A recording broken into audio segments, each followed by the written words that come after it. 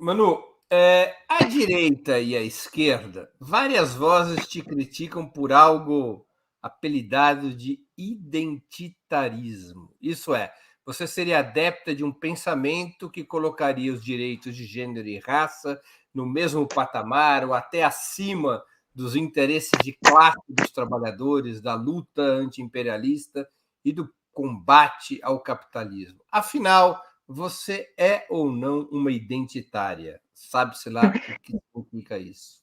Eu gostaria primeiro de recomendar que as pessoas estudassem, né? Acho que falta estudo nas pessoas, porque elas gostam de pegar rótulos que elas não sabem nem o que é, eu acho, né? Nem entendem.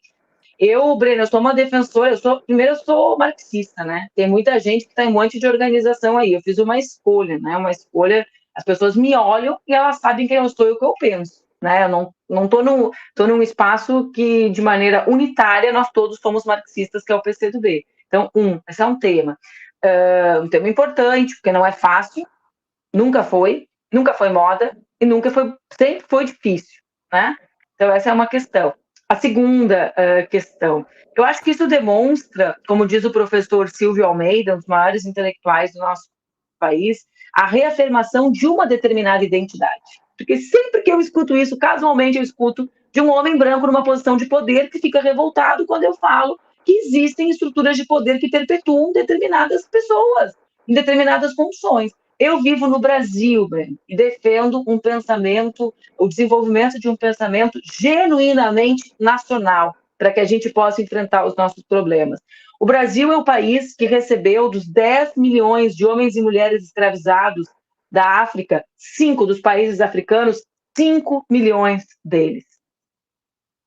Se nós, enquanto marxistas, não colocarmos isso no centro da formação, da constituição do país que somos, e no centro das alternativas para enfrentar a desigualdade nefasta brasileira, a gente está fazendo uma outra coisa, está olhando para o lugar errado, né? Está com um caleidoscópio virando ali e não está olhando para a realidade brasileira. Qual é? Eu não vivo na França, sabe, Breno?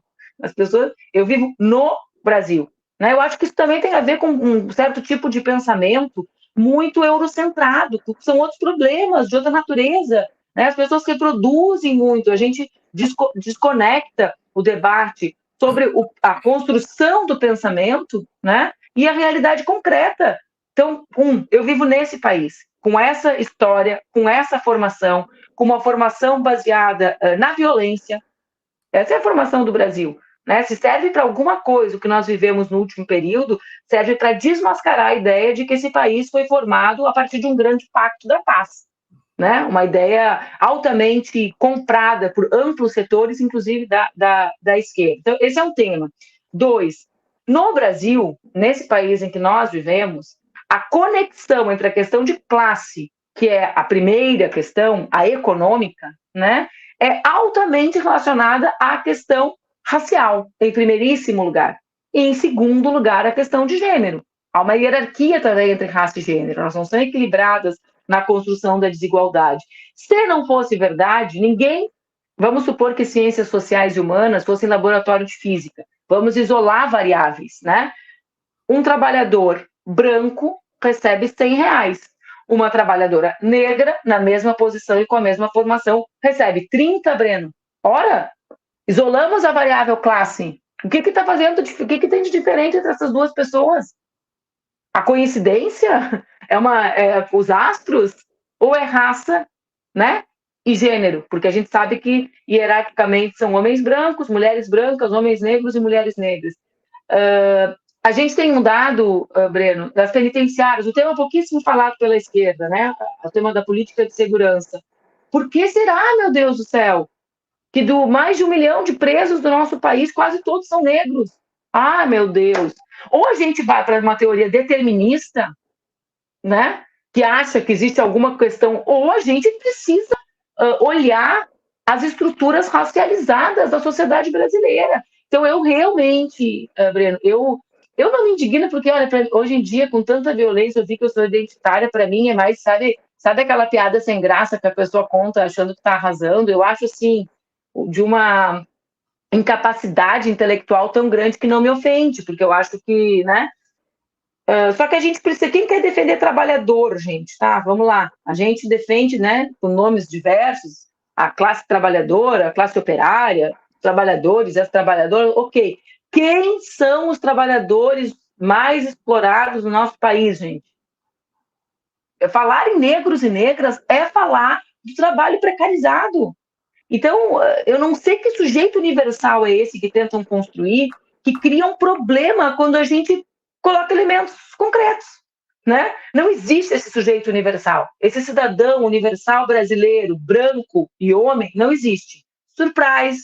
Vamos ver quem é o povo brasileiro? Quem é esse povo? Né? Esse povo uno. Então, se é um povo. Dá uma impressão de que a gente tem uma grande Suécia, sabe?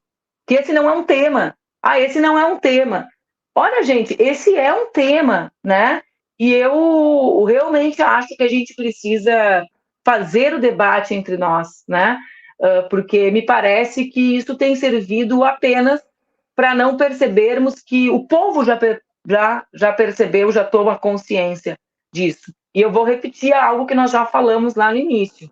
O povo brasileiro, que se identifica com o nosso campo, altamente percebe que a sua representação política precisa ser mais plural, precisa estar mais conectada com a classe trabalhadora. E eu vou dizer de novo, surpresa, a classe trabalhadora no Brasil tem negros e tem mulheres, pessoal. Isso não é sobre identidade, isso é sobre desigualdade e classe social.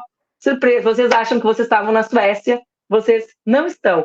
Sabe, Breno, esses dias só que louco, eu sou muito fã da Angela Davis, né? Da história dela. Eu sou pirada na Angela Davis, sabe? Aquela pessoa, todo mundo tem uma pessoa que queria conhecer, sabe? Eu tenho duas, o Paul McCartney, por razões de foro íntimo, desde criança, e a Angela Davis, porque eu sou pirada na personalidade dela. Aquela mulher que aos 28 anos já tinha feito um monte de coisa, foi candidata a vice pelo Partido Comunista Americano. O pessoal tenta omitir que ela foi comunista, né? Muito tempo, passa essa personalidade imensa. E aí, esse dia eu sonhei com ela. E eu acordei de sonho muito perplexa, me dando conta de que coisa louca um país que nem o nosso. Nunca eu fiz um curso de formação que me tivesse sido recomendado ler o pensamento da Angela Davis, que produziu uma marxista, né? Alguém vai questionar que a Angela Davis é marxista, pelo amor de Deus, gente. Aí eu estou no clube dela. Se ela é identitária, eu estou no clube. Tá? O pensamento que ela diz, ela fala, a Lélia Gonçalves produzia, outras mulheres brasileiras produziam, mas ela sintetizou, né, em algumas obras sobre o pensamento interseccional, sobre a questão de raça, classe e gênero, até indiquei esse livro porque sabia que tu ia me perguntar sobre isso. Então, assim, por quê? Isso não é um sintoma de algo? Como é que a Angela Davis escreveu sobre isso e a gente não tentou? Como é que a gente pode ter outras mulheres marxistas negras falando sobre isso e sempre sendo deixado de lado, né? Ou sendo tratado como não importante? Então, enfim, eu acho que a gente precisa urgentemente parar de rotular. Rótulo parece muito com dogma, né? Parece coisa superada, gente. Isso aí já ficou para trás, sabe? A gente tem que entender por que o socialismo não deu certo, o papel do dogma também nas nossas construções políticas. E aí a gente precisa botar nisso um pouco de brasilidade, porque o pessoal acha também que esse negócio identitário é importação de pensamento. E importação de pensamento é achar que só a questão de classe vai resolver o problema brasileiro. Não vai. Uma vez um professor de economia me disse, olha, os marxistas, de maneira equivocada, muitas vezes menosprezam o peso da forma, né, para além do conteúdo. Ele disse, então tem um exercício que eu quero propor. Se as regras gerais valem sempre de maneira igual, né, lucro, mais-valia, né, exploração do trabalho, a pessoa pode escolher se ela quer ser um trabalhador na França ou no Brasil. Eu vou escolher ser na França, essa era a piada, né? Porque as condições objetivas, a forma como acontece é diferente.